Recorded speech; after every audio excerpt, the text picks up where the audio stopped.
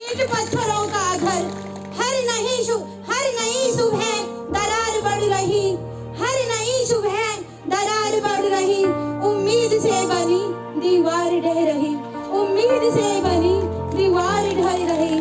परियोजना के बांध, परियोजना के बांध, बांध सब्र के तोड़ रहे, बांध सब्र के तोड़ रहे, कांधे पर रखकर घर लोग सड़कों पर दौड़ रहे, लोग सड़कों पर दौड़ रहे। मूक बाजीर बन बैठे, मूक बाजीर बन बैठे, वो रहनुमा थे जब, वो रहनुमा थे जब, झांकते हो क्यों ढहती इमारतों में अब, झांकते हो क्यों ढहती इमारतों में अब। आंधियां विकास की इस तरह से चलने लगी, आंधियां विकास की इस तरह से चलने लगी, खुद की शाख पत्तियों से ही झड़ने लगी, खुद की शाख पत्तियों से ही झड़ने लगी। दरारों से अब ज्वार भावनाओं का रिस रहा, दरारों से अब ज्वार भावनाओं का रिस रहा।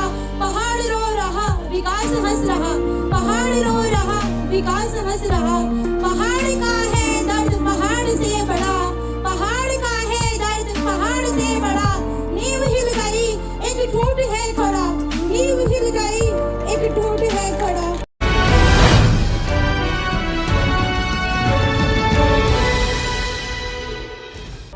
नमस्कार, आप देख रहे हैं उत्तराखंड समाचार और मैं हूं आपके साथ आपका कुलदीप चौहान। इस वक्त मैं देहरादून से पहुंच चुका हूं जोशीमठ में, जहां पर आप लगातार अपने टीवी चैनलों के माध्यम से, न्यूज़पेपरों के माध्यम से और सोशल मीडिया के माध्यम से लगातार देख रहे होंगे कि किस तरीके से यहां पर भूत धसाव की जो घटना है लगातार देखने को मिल रही है। एक्चुअल में जो यहाँ पर भूत धसाव की जो घटना है, क्या जो मीडिया रिपोर्ट्स जो दिखा रहा है क्या वही सत्य है?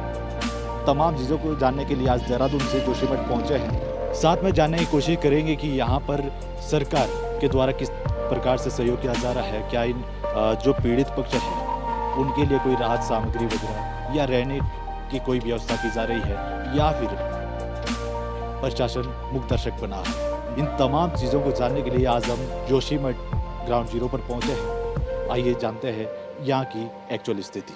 उत्तराखंड समाचार की टीम देहरादून से देर रात जोशीमठ पहुंची और लोगों से वार्ता करके एक्चुअल स्थिति जानने की कोशिश की गई। जोशीमठ तहसील मुख्यालय में जोशीमठ के लोगों का धरना प्रदर्शन लगातार जारी है और एनटीपीसी के खिलाफ जमकर नारेबाजी की जा रही है। महिलाओं की आंखों में आंसू आज अपने घरों से बेघर होना साफ दर्शाता है। वहीं एक संस्था के वैज्ञानिकों ने एक नया खुलासा किया है कि रेणी आपदा के बाद लगातार हो रही टो कटिंग भी इस मंजर की दोषी है। आइए देखें इस पर हमारी खास रिपोर्ट। ये नहीं चाहते थे कि इस क्षेत्र को, पिछड़ा क्षेत्र का वो मिल पाए करके, ये उस टाइम में भी राजनीति कर रहे थे। और कुछ लोग और भी हैं इस क्षेत्र के भीतर जो कि ईस्ट इंडिया कंपनी के भी की तर्ज पर अपना व्यापार बढ़ाना चाहते थे। हमारे पैन ठंडा से इनका कोई लेना देना नहीं है, हमारे सुख दुख से कोई लेना देना नहीं है, हमारी यारी रिश्तेदारी से इनका कोई लेना देना नहीं है। ईस्ट इंडिया कंपनी के तर्ज पर इनको यहाँ पे राजनीति करनी है और अपना व्यापार को बढ़ाना है। यही लोग इस जोशीमठ के आंदोलन को तोड़ने की कोशिश कर रहे हैं, बार बार यही चला रहे हैं। ये कॉमरेडों का आंदोलन है, ये कॉमरेडों का आंदोलन नहीं है। इस तहत जिस प्रकार से हमको पैसा दिया जा रहा था, 45 करोड़ रुपए एससीसी को मिला है, और इसी प्रकार से ये जो टीएसडीसी की परियोजना बन रही है, हजारों हजार करोड़ रुपए जो हमारे बीच में आया, सारा का सारा पैसा तो वन विभाग खा गया, सारा का सारा मलाई में हमारे ऊपर मंत्री बैठे जो लोग खा गए। पर्यावरण कहाँ सुरक्षित रहा? किसने इस पर्यावरण को खत्म किया? यही लोग हैं जो मिल बैठ करके हमारे पर्यावरण को खत्म करने का काम उन्होंने किया है और करते आ रहे हैं। हम देहरादून से यहाँ जोशीमठ पहुँचे हैं और यहाँ पर लगातार देखने को मिल रही थी कि धसाव की जो घटनाएं थी लगातार देखने को मिल रही थी सोशल मीडिया के माध्यम से और चैनल के माध्यम से। क्या अभी क्या स्थिति है, एक्चुअली स्थिति क्या है? देखिए, कुछ जो कंसर्न्ड और डेंजरस इलाके हैं वहाँ पर भू धसाव बढ़ा है, निरंतर रूप से हर दिन बढ़ रहा है, लेकिन बाकी एरियाज़ अभी सेफ़ हैं। और साथ ही साथ यहाँ पर टीम्स भी आ चुकी हैं जो रेगुलर मॉनिटरिंग कर रही है, जो देख रही हैं कि किस वजह से भू धसाव हो रहा है, और हम वेट कर रहे हैं कि कब शासन की रिपोर्ट हमें मिलेगी। जो भू धसाव की जो ये घटनाएं सामने आ रही है, कहीं ना कहीं एनटीपीसी को भी इसमें दोषी माना जा रहा है, क्या कहना चाहोगे? बिल्कुल, एनटीपीसी को संपूर्ण जनता जोशीमठ की दोषी मानती है और साथ ही साथ चाहे एनटीपीसी इसको मना करे, लेकिन हमारे पास तथ्य हैं जिसकी वजह से हम बोल सकते हैं कि एनटीपीसी इस बात की ज़िम्मेदार है। मैं आपको कुछ पॉइंट्स बताना चाहूँगा। पहली चीज़, कुछ वर्ष पहले एनटीपीसी के द्वारा जो टीबीएम मशीन लाई गई थी उसने यहाँ पर एक पंक्चर कर दिया, उस वजह से पानी का रिसाव शुरू हो गया। तो आप देखिए, जब ग्राउंड के अंदर का पानी जब खाली होता है तो खाली जगह बच जाती है, और ऊपर से वेट तो है ही, तो ज़मीन धंसने लग गई, पहली चीज़। साथ ही साथ एनटीपीसी खुद ये मानती है कि उन्होंने कंट्रोल ब्लास्टिंग्स करी है, और साथ ही साथ जिस कंपनी को टनल बनाने के लिए सब कॉन्ट्रैक्ट किया गया है उसकी मेथड रिपोर्ट में ऑफिशियली लिखा गया है कि वो लोग टनल्स बनाते हैं टीबीएम और ब्लास्टिंग्स दोनों के साथ। दो चीज़ें ये आपको दिख रही होंगी कि एनटीपीसी साफ साफ जिम्मेदार है। तीसरी चीज़, एनटीपीसी कह रही है कि ये जो सुरंग है, ये जो टनल है, ये जोशीमठ से 1.25 किलोमीटर ऊपर जा रही है। आप मुझे एक बात बताइए, अगर नेपाल में आज भूकंप आता है तो उसकी तीव्रता यहाँ तक महसूस होती है, उसकी कंपन यहाँ तक महसूस होती है, तो क्या मात्र 1.25 किलोमीटर ऊपर जो हमारे घर्षण चल रहा है, रेगुलर वाइब्रेशंस चल रही हैं, क्या उसका असर जोशीमठ में नहीं पड़ा होगा? तो एनटीपीसी जिम्मेदार है। भले एनटीपीसी ऑफिशियली नहीं मान रही है, एनटीपीसी के खुद के इंजीनियर्स ये मानते हैं कि वो कहीं ना कहीं इसमें जिम्मेदार हैं। मैं आज एक संस्था की, एक वैज्ञानिक संस्था की मैं रिपोर्ट देख रहा था, जिसमें उन्होंने भी कहा है कि कहीं ना कहीं जो रेडी आपदा जो आई थी, उस दौरान जो आपदा आई और लगातार जो टो कटिंग जो हो रही है, उसके चलते कहीं ना कहीं उसका मुख्य कारण ये जो भूदशा की जो घटनाएं हैं, मुख्य कारण उसी को माना जा रहा है। तो एनटीपीसी क्यों इस चीज़ को स्वीकार नहीं कर रहा? देखिए, एनटीपीसी ऑफिशियली क्यों स्वीकार नहीं कर पा रहा है ये तो एनटीपीसी ही बता सकती है, लेकिन वो बताएंगे नहीं। मैं आपको ये बताना चाहूँगा कि एनटीपीसी का जो काम है, पहले 2 प्रतिष्ठित कंपनियाँ, एक तो नेशनल लेवल की और एक इंटरनेशनल लेवल की, ये दोनों मिलकर जॉइंट वेंचर में काम कर रहे थे। लेकिन जब इनकी टीबीएम फंसी उसके बाद इन्होंने अपने इस काम से हाथ पीछे कर दिए, क्योंकि उन्हें कहीं ना कहीं लगा कि ये प्रोजेक्ट फीजिबल नहीं है। उसके बाद काफ़ी समय तक काम रुका रहा। समय समय पर जोशीमठ में आपदा आती रही। तो जब भी टनल बनता है तो उसके साथ साथ रिकंस्ट्रक्शन होता है, यानी जैसे हम लोग घरों पे प्लास्टर लगाते हैं वैसे ही वहाँ पे भी प्लास्टरिंग होती है ताकि रिसाव ना हो। तो एनटीपीसी की टनल का काम बहुत वर्ष रुका रहा। 2011 में भी आपदा आई, 2013 में आपदा आई, और समय समय पर मानसून के समय बारिश की वजह से भी पानी घुसा टनल के अंदर। वो टनल का पानी सीधे सीधे रिसाव हुआ है, उसका रिसाव जोशीमठ में आया है, और उस रिसाव की वजह से यहाँ पर बहुत ज़्यादा इश्यूज़ हुए हैं। और साथ ही साथ ऋणी आपदा के समय पर जो भी पानी टनल के अंदर घुसा वो कहाँ बाहर आया? वो उस तरफ से तो वापस नहीं आया, वो इधर ही को आया है, और उसने जोशीमठ पे अपनी मार मारी है। और एक बात हम सबको सोचनी होगी, बिजली तो यहाँ बनती है, बिजली के मजे सब जगह लिए जाते हैं, लेकिन पिसता कौन है? पहाड़ और पहाड़ का व्यक्ति। आप सभी को ये सोचना होगा। जब आप एक स्विच खोल के रखते हैं रात भर, जब आपको जरूरत नहीं होती है, उस वजह से बिजली ज्यादा बनाने की जरूरत पड़ती है। कहीं ना कहीं वो वजह भी है जिस वजह से आज हम सड़कों पर हैं। तो ये वजह सिर्फ एक छोटी वजह नहीं है, ये बहुत बड़ी वजह है, और इन सारी बड़ी वजहों पे बात होनी चाहिए, और तभी जाके हम जैसे पहाड़ी, हम जैसे क्षेत्रवासी बच पाएंगे। शासन प्रशासन लगातार दावे कर रहे हैं कि जो यहाँ पर घटनाएं हो रही है कहीं ना कहीं घातक सिद्ध हो सकती है, और लगातार जो चिन्हित किए जा रहे हैं मकान जिसमें ज़्यादा दरार आएगी उनको चिन्हित करके अन्यत्र जगह शिफ्ट किया जा रहा है। क्या शिफ्ट करना कोई सॉल्यूशन है, और क्या उनको परमानेंट कोई सोल्यूशन दिया जा रहा है? क्या इस तरीके से? देखिए, अभी टेम्प्रेरी सोल्यूशन तो ये दिया जा रहा है कि जो भी राहत शिविर है, यानी कि या तो होटल्स हैं और गेस्ट हाउसेस हैं, उनमें रखा गया है। ये एक अच्छी बात है कि उन्हें 4 दीवारी के अंदर रखा गया है, किसी टेंट के अंदर नहीं रखा गया, तो ये एक अच्छी बात है। लेकिन जो परमानेंट सोल्यूशन है जिसकी बात हम हमेशा कर रहे हैं, वो यही है कि जो भी लोग, जिन लोगों के भी घर डिस्ट्रॉय हुए हैं, उन लोगों को रिहैबिलिटेट किया जाए जोशीमठ के ही किसी समीप स्थान पर जो सेफ़ हो, वहाँ पर वो रिहैबिलिटेट हों, उन्हें उचित मुआवजा मिले, और तभी जाकर उनके भवन क्षतिग्रस्त किए जाएं, क्योंकि कहीं ना कहीं जो भी जर्जर भवन है उन्हें भी क्षतिग्रस्त करने की आवश्यकता है, ताकि वेट जोशीमठ की भूमि के ऊपर से हटे। लेकिन वो तभी संभव हो पाएगा जब लोगों को उचित कंपनसेशन या उचित रहने के लिए स्थान दिए जाएंगे परमानेंट बेसिस पे। लगभग कितने परिवार होंगे जो इसके जद में आ चुके हैं? अभी तो 100 से नीचे परिवार ऐसे हैं जो अभी जद पर हैं, लेकिन ये संख्या बढ़ने के आसार दिख रहे हैं, क्योंकि निरंतर रूप से दरारें बढ़ रही हैं। तो अभी बिल्कुल हम ये नहीं कह सकते कितने परिवार इसके जद में आएंगे, क्योंकि संपूर्ण जोशीमठ विकासखंड अभी भय में है। कुछ भी हो सकता है। हम तो सब भय में हैं, हमें नहीं पता कि क्या होने वाला है कल। तो अभी हम कोई भी आंकड़ा अगर दें तो वो सही नहीं होगा।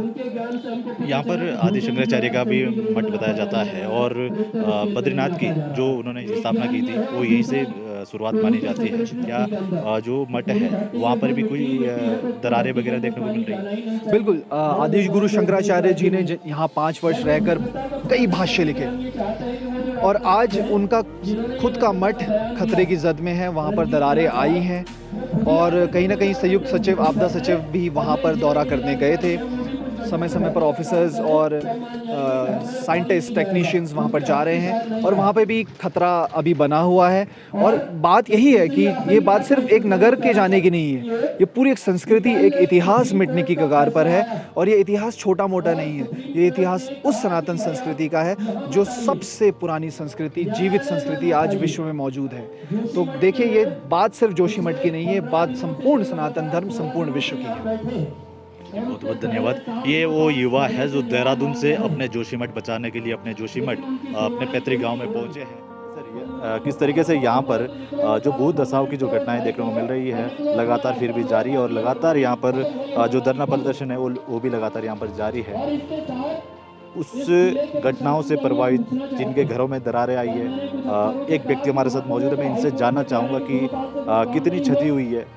शासन प्रशासन जो दावे कर रही है, क्या इनके लिए कोई अभी तक सरकार द्वारा कुछ राहत भरी सामग्री या राहत के लिए कुछ दिया है? मैं तमाम चीज़ों पर इनसे चर्चा करूँगा। सबसे पहले आपका परिचय। मेरा नाम हरीश है, मैं वार्ड नंबर 4 सिंघार में रहता हूँ और जो आप देख रहे हैं लगातार ये पूरा क्षेत्र भूदशाओं में है।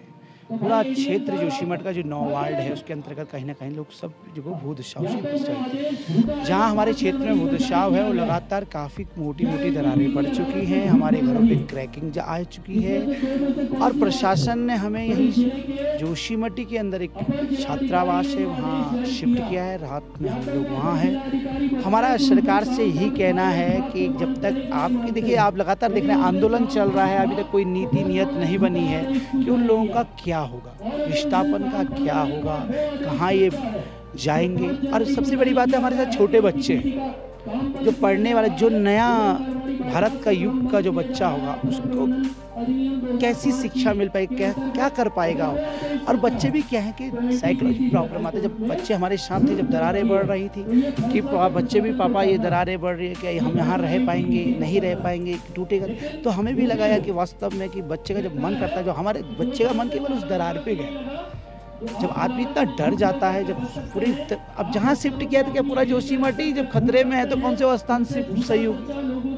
तो हमारा तो यही क्या है, शासन प्रशासन से यही है कि जो हमारी मांगे हैं, जो हमारी जायज़ मांगे हैं, उसे तत्काल पूर्ण करें और हमारे लिए एक सुरक्षित जोशीमठ का भविष्य का निर्माण करें। मेरा नाम मुकेश कुमार है और मैं उत्तराखंड राज्य सहकारी बैंक का निदेशक हूँ, डायरेक्टर हूँ और यहाँ पे भारतीय जनता पार्टी का अनुसूचित जाति मोर्चे का प्रदेश मंत्री रह चुका हूँ पूर्व में, अभी वरिष्ठ कार्यकर्ता हूँ। यहाँ पर जो ये भूत दशाओं की जो घटनाएं देखने को मिल रही है, क्या उसमें अभी निजात आई है या लगातार जारी है? नहीं, ये तो निजात कहाँ आई, ये तो हर दिन बढ़ता जा रहा है। मैं खुद, मेरा घर फट चुका है, मैं इस टाइम पे रिलीफ कैंप में रह रहा हूँ और अगर आप शायद उस जगह पे होते तो आप मेरे घर की हालत देखते कि कितना फट चुका है। और मेरे परिवार के जितने सदस्य थे, आज हम उस रिलीफ कैंप में शिफ्ट हैं और परेशान हैं कि ये जो हमारा सामान वगैरह है उसको कहाँ ले जाएं। सरकार ने तो फिलहाल हमारी व्यवस्था, जनता की व्यवस्था तो ठीक हो रही है होटलों में, यह है, हम नहीं बोलते कि सरकार, लेकिन ये जो इस प्रकार से फट रहा था, ये मैं पिछले बार बोलता हूँ, आज से 2 साल 1.5 साल पहले गांधीनगर नामक एक स्थान है, छावनी बाजार गांधीनगर, तो हम सब लोग वहाँ पे गए थे।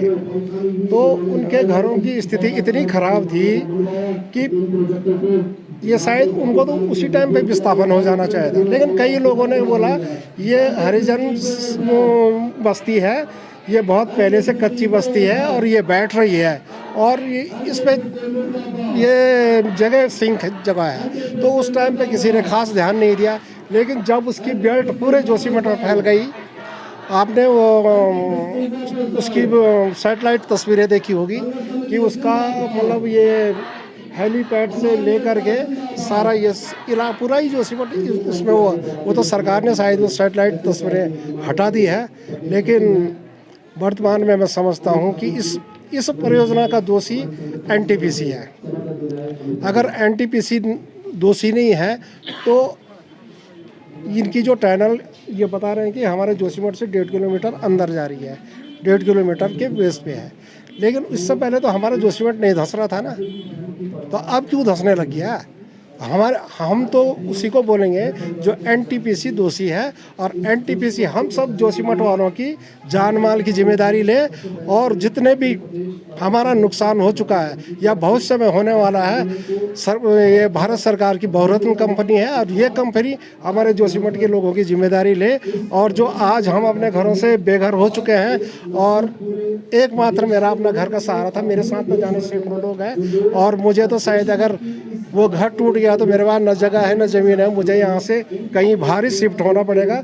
और जो मेरा ये घाट है, जो मैंने अपनी ज़िंदगी में सोचा था कि ये मेरा घर और घाट, मैं घर से भी गया, घाट से भी गया, ऐसी मेरी भावना है। तो सरकार को हमारे जितने भी नुकसान हो चुका है और भविष्य में होने वाला है, उसकी सही आंकलन करके और वैज्ञानिक रिपोर्टों को जो भी तथ्य, लेकिन हमारी आम जनता की जो वैज्ञानिक रिपोर्ट है वो रिपोर्ट है एनटीपीसी। आज जोशीमठ में हमारा दूसरा दिन है और लगातार यहाँ से जो कवरेज हम आपको दिखाने की कोशिश कर रहे हैं, किस तरीके से ग्राउंड जीरो से हम पूरी यहाँ पर जो भूत दसाव की जो घटना है लगातार दिखा रहे हैं। क्या उसमें अभी निजात आई है, क्या नहीं आई है, तमाम चीज़ों पर चर्चा करेंगे। चर्चा के लिए हमारे साथ यहाँ के स्थानीय व्यक्ति हमारे साथ मौजूद है। सबसे पहले आपका परिचय। मैं भुवन चंद्र उनियाल, पूर्व धर्माधिकारी बद्रीनाथ धाम और वर्तमान में सिंहधार जोशीमठ निवासी। देखिए यहाँ पर जो भूत दसाव की जो घटना है लगातार बढ़ती जा रही है, लेकिन आज मैंने एक रिपोर्ट देखी है, अभी जो घटना है वो कम होती नज़र आ रही है। क्या ऐसा कुछ है उसमें? वैज्ञानिक ने कुछ सोचा होगा, बोला होगा, मैं तो प्रत्यक्षदर्शी हूँ। कल रात को सिंहधार साइड में दरार काफ़ी गहरी हुई है, बैठी है, रोड बैठ गई है, दीवारें बैठ गई हैं और मकान झुक गए हैं। कल रात्रि की बात कर रहा हूँ, आज प्रभात की बात कर रहा हूँ, सुबह की। तो ये नहीं कह सकते कि कम हुआ, और हम आशा करते हैं वैज्ञानिक की वाणी सत्य हो जाए और कम हो जाए, रुक जाए, ऐसी हमारी कामना है। ये दरारें जो आ रही है उसमें परिवार वगैरह कैसे चिन्हित किए जा रहे हैं शासन प्रशासन के द्वारा? शासन प्रशासन अपना काम कर रहा है, ठीक से कर रहा है। हमें कोई शिकायत शासन प्रशासन से इस बारे में बिल्कुल नहीं है। आते हैं, देखते हैं, तकलीफ है, रिमार्क भी करके जाते हैं और एडवाइस भी करते हैं, फलां होटल में चले जाओ या फलां गेस्ट हाउस में या फलां स्कूल में चले जाओ, चिन्हित करते हैं और विशेष आपदा आने पर साथ में खड़े भी होते हैं। लेकिन न तो शासन प्रशासन की बस की बात रही, न किसी लोकल की बस की बात रही। बात तो दरार रोकने पे होनी चाहिए, धंसाव पे होनी चाहिए जी।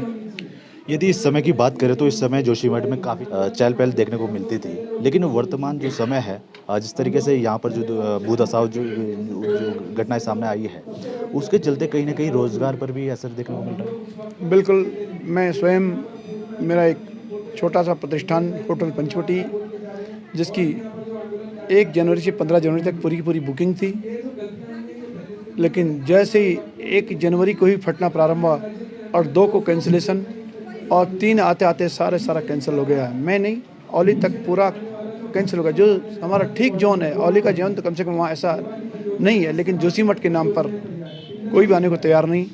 जोशीमठ का एक बहुत बड़ा उपक्रम रोपवे, जो एशिया का सबसे बड़ा रोपवे कहा जाता है, उसका खंभा ही बताते हैं टेढ़ा हो गया।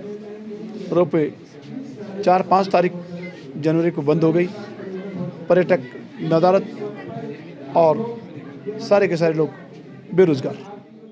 चाहूँगा सबसे पहले आपका परिचय। मैं सिंहधार का रहने वाला हूँ जोशीमठ में, और मेरा नाम बद्रीश लाल है। आपके यहाँ मकान में भी दरारें वगैरह आई है क्या? दरारें क्या कि मतलब ख़त्म है मकान, पुराने ज़माने के पत्थर के मकान है, तो उसमें रहने लायक है ही नहीं, मतलब एकदम ख़त्म है, मतलब दर मकान की दर है, ख़त्म। तो ऐसे में शासन प्रशासन ने कोई आपके लिए सहायता वगैरह सहयोग? कुछ सहायता नहीं करी अभी है। हमको यहाँ लॉज में डाला गया है, यहाँ पे भारत लॉज है, वहाँ पर हमारी व्यवस्था कर दी गई है, और बाकी सरकार की तरफ से भी कोई सुनवाई, कोई व्यवस्था नहीं हुई है। 70 साल से हम यहाँ पे रहते हैं, और हमारे पैदाशी यहाँ की है।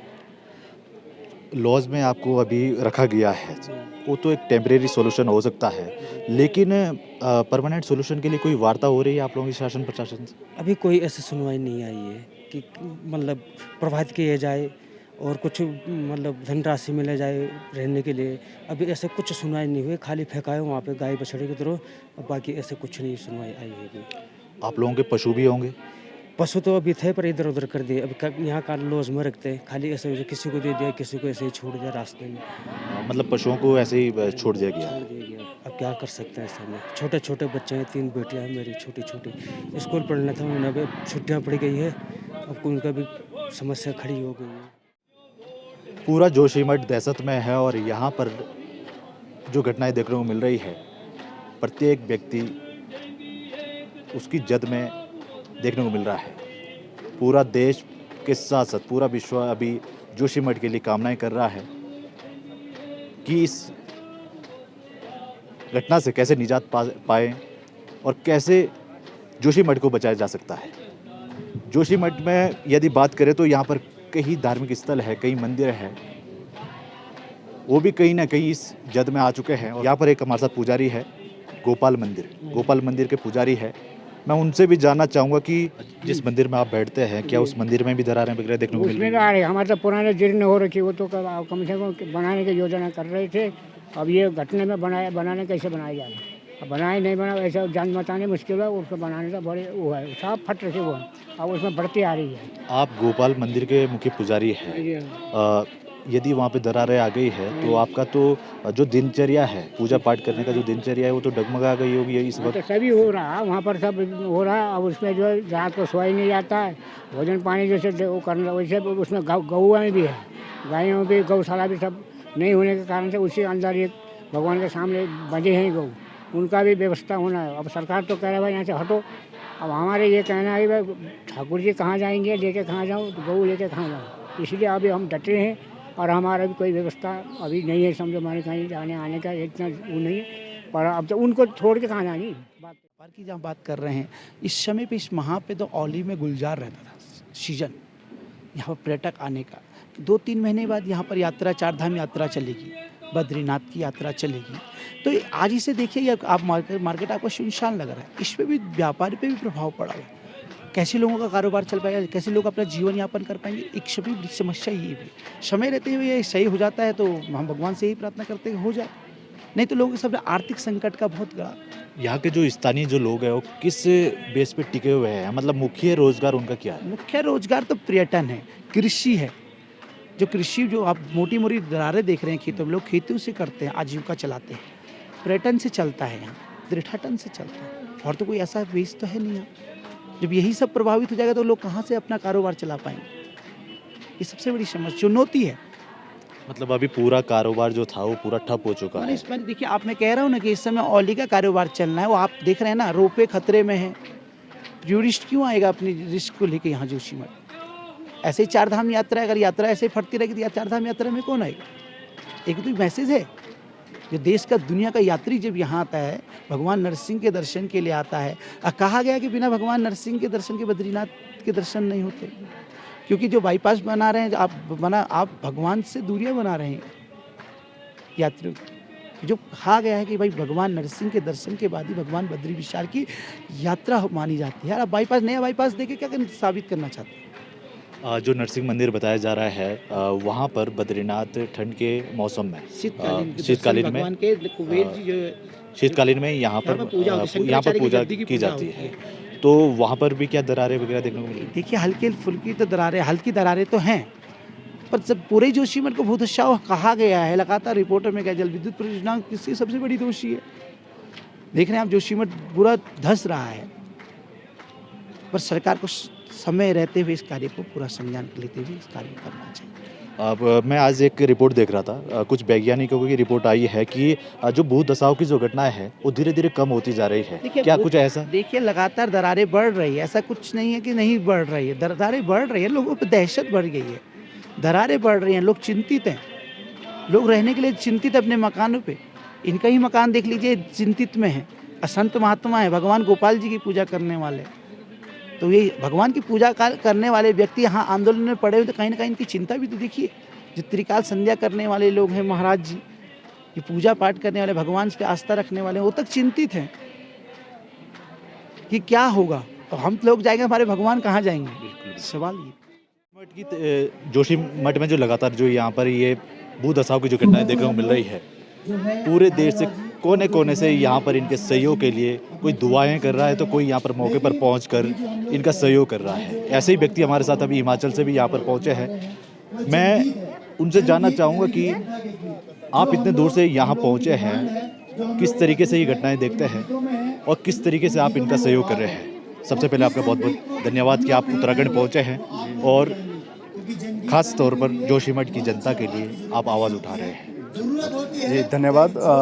हम यहाँ पर इस प्रदर्शन के अंदर और ख़ास तौर पे जो जोशीमठ में लोग रह रहे हैं, आज उन्हें किस तरीके से अपने घर बार को छोड़ने के लिए मजबूर होना पड़ रहा है, उनसे मिलने के लिए ख़ास तौर पे हमारा संगठन स्टूडेंट फेडरेशन ऑफ इंडिया की अखिल भारतीय कमेटी की ओर से हम यहाँ पर आए हैं। और मैं हिमाचल प्रदेश स्टेट सेक्रेटरी हूँ, तो वहाँ से भी, क्योंकि हिमाचल और उत्तराखंड आपस में मिलते मिलते दोनों राज्य हैं जो हिमालय की गोद में हैं, और यहाँ पर बहुत सारे प्रोजेक्ट आज के समय में जो अलग अलग नदियों के अंदर बन रहे हैं, और वहाँ से किस तरीके से लोगों को विस्थापित होना पड़ रहा है, लोग प्रभावित हो रहे हैं, अपने घर बार को छोड़ना पड़ रहा है, वो कहीं ना कहीं एक जो अनियोजित तरीके से विकास हमारी सरकार कर रही है अलग अलग कंपनियों के माध्यम से। एक तरफ हम देखते हैं मीडिया के अंदर भी, अखबारों के अंदर सरकार अलग अलग बयानबाजी कर रही है कि विकास के लिए बहुत ज़्यादा ज़रूरी है इस तरीके की परियोजनाओं का होना, या 4 लेन का होना, या अलग अलग प्रोजेक्ट जो बन रहे हैं। हम भी मानते हैं विकास के लिए बहुत ज़्यादा ज़रूरी है, लेकिन ऐसा विकास हमें मंजूर नहीं है जहाँ पर वहाँ पर रहने वाले लोगों को अपना घर परिवार छोड़कर जाना पड़े, या उनकी जो उन्होंने पूरी ज़िंदगी भर, पूरी उम्र के अंदर जो उन्होंने एक अपनी संपत्ति तैयार की है, अगर आज उन्हें जो है 100 साल बाद या 60 साल बाद उस परिवार को अपना घर परिवार छोड़कर जाना पड़े, तो ऐसा विकास मुझे नहीं लगता है कि वो वहाँ के गाँव के लिए। ये विकास केवल उन कंपनियों के लिए है जो वहाँ पर प्रोजेक्ट बना रही है, और सरकार की ये नीति केवल कंपनियों को फ़ायदा देने की नीति है, जिसके चलते वहाँ के लोगों को अपनी घर परिवार को छोड़ने के लिए मजबूर होना पड़ रहा है। नहीं तो हिमाचल के साथ साथ अगर हम देखेंगे तो उत्तराखंड के अंदर बहुत सारे प्रोजेक्ट अभी प्रस्तावित भी है। तो अलग अलग जगह पर जोशीमठ एक उदाहरण हो सकता है जहाँ पर इस तरीके का अभी जो है वो घटनाक्रम सामने आया है कि किस तरीके से जो है लगातार यहाँ पर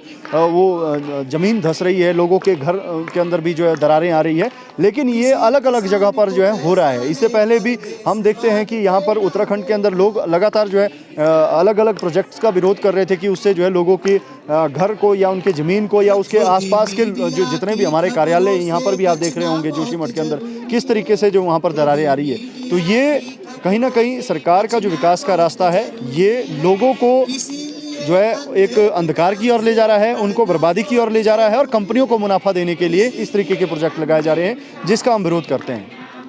कहीं ना कहीं आप भी एनटीपीसी को दोषी मानते हैं? जी बिल्कुल, एनटीपीसी को दोषी मानते हैं, और उससे सबसे बड़ा दोषी सरकार है, जिसने कंपनी कोई भी प्रोजेक्ट लेकर जब आती है तो उससे पहले वहाँ की ज़मीन, वहाँ का आसपास का वातावरण क्या है, वहाँ की जियोलॉजिकल जो स्ट्रेंथ है, उस चीज़ का सर्वे करते हुए उसको पूरा वैज्ञानिक तरीके से एनालाइज करने के बाद वहाँ पर प्रोजेक्ट प्रस्तावित होना चाहिए। यहाँ पर होता क्या है, हमारे देश में कंपनी आती है और कंपनी सबसे सुटेबल जगह उसको जो है प्रोजेक्ट लगाने के लिए वो मिलती है जहाँ पर सारे साधन इजीली अवेलेबल हो, जहाँ लोगों के बीच में ज़्यादा रोष प्रदर्शन करने का या वहाँ पर ज़्यादा विरोध ना हो, और सस्ते में उन्हें जो है ज़मीन उपलब्ध हो जाए, वहाँ वो प्रोजेक्ट लगा देंगे। वो ये नहीं देखेंगे कि ये ज़मीन सही है, यहाँ पर जो है कितना हम कंस्ट्रक्शन कर सकते हैं, या वहाँ पर जो है लोगों के घर मकान के लिए, उनकी ज़मीन के लिए खतरा होगा, या उसके आसपास के वातावरण को लेकर कोई खतरा होगा, उस चीज़ को लेकर जो है कोई चर्चा परिचर्चा या उसको लेकर कोई एनालाइज पहले नहीं होता है।